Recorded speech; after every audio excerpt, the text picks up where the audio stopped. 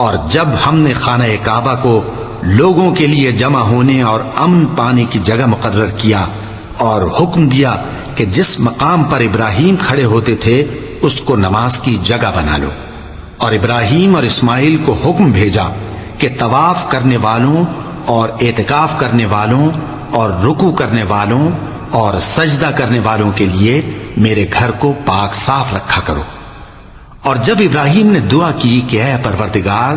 اس جگہ کو امن کا شہر بنا، اور اس کے رہنے والوں میں سے جو اللہ پر اور روز آخر پر ایمان لائیں ان کے کھانے کو میوے عطا فرما، تو اللہ نے فرمایا کہ جو کافر ہوگا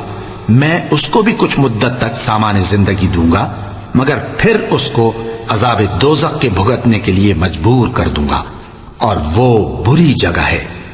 اور جب ابراہیم اور اسماعیل بیت اللہ کی بنیادیں اونچی کر رہے تھے تو دعا کیے جاتے تھے کہ اے ہمارے پروردگار